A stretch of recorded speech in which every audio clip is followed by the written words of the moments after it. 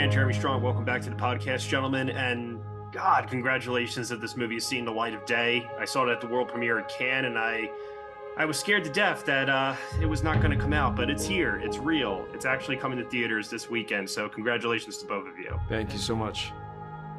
I want to first start off by asking for both of you. You're playing two people who are extremely well known and have been parodied a lot, and different comedy skits and things like that. And I want to know, just in terms of like the actor's process, can you tell me the difference between impersonating, or not impersonating, an impression of someone and embodying somebody?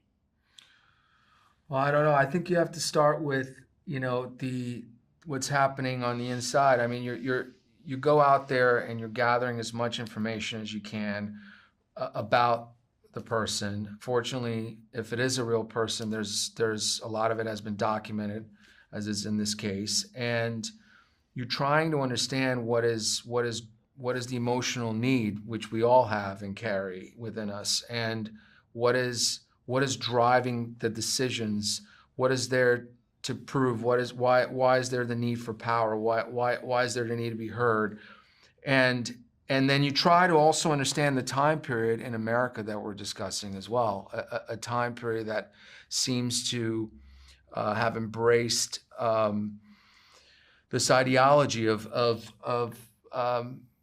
you got to win at all costs. You got to get there no matter what. We're obsessed with this hero complex here, and I think in America, right? It's not less is more, is more is more. And so, and then you make some decisions. I've had a lot of people come up to me and say to me that this movie's hitting a little too close to home for them right now. Obviously, the country's at a teetering point where things could be really scary this upcoming election. And so a lot of people have said they're waiting until the election is over to see the movie, depending on the outcome. What would you say to that, given that the movie is coming out before the election takes place? I mean, can I be frank? I think that's absolutely. I think that's total bullshit, because people don't know anything about this movie. They haven't seen it. So I don't know, I understand there's a sort of fatigue around Donald Trump and why would we want to spend time with him. But I frankly think, first of all, the movie is incredibly entertaining and has more in common with Midnight Cowboy and Scarface and The Godfather than it does with some boring political movie. But I also think that if you care at all about this election and about, this country and the fate of our democracy, it's important to be informed as much as possible. And this movie tells a really vital, central story about what Trump believes, how he became who he is today, and how we got to where we are today. And I think you have to understand the past to understand the present. Yeah, no, I definitely agree with both of you. But it's not like homework, I think it's an entertaining movie. Go see it just for his performance, which is absolutely brilliant. But also, then you're in denial of reality to some extent. Then some could argue it's lazy. I mean, if you're look, there's a time and a place for trigger warnings. So I'm not going to dispute that. But if we get into this comfort zone of applying trigger warnings to everything in this life, then we'll be so desensitized that we'll never be able to understand or deal with anything uncomfortable and that's difficult. And you're missing out by being part of, I think, the reality of our time. Waking up on November 7th and deciding you're safe to go look at something is not being part of the real world. It's not being here and now. And I got news for you. It's all about here and now. It ain't about the past has already happened, and the future you're not in control of as much as you think. So, you might as well live for the moment and now and have an opinion, have a feeling. But I would love for people to see this movie before passing judgment on it, and then feel free to pass whatever judgment they want, of course. But, I think it stands on its own as a film. Absolutely.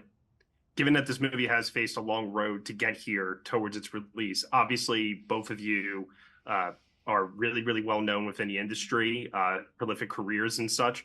Curious to know, like, in terms of any of those conversations, or do you stay out of them, or do you guys weigh in, hop on calls, and just voice your opinion on why this film should get seen? Like, what was that process like waiting for it to get to this point?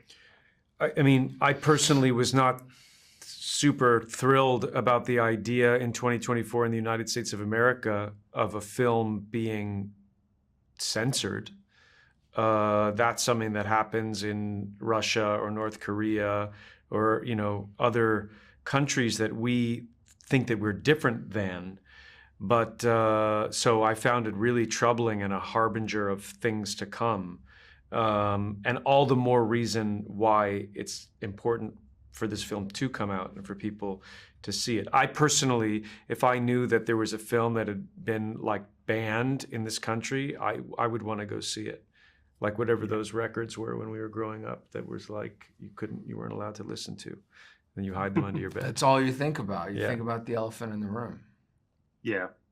And then Jeremy, before I go here, I'm also just really curious to know, many years of playing Kendall Roy on Succession, you're playing a character now who skews a little bit more closely to Brian Cox's character, also with the name Roy in his name. I'm just curious to know, did it almost feel like, in a way, oh, I'm getting to play a character who resembles like what Cox did?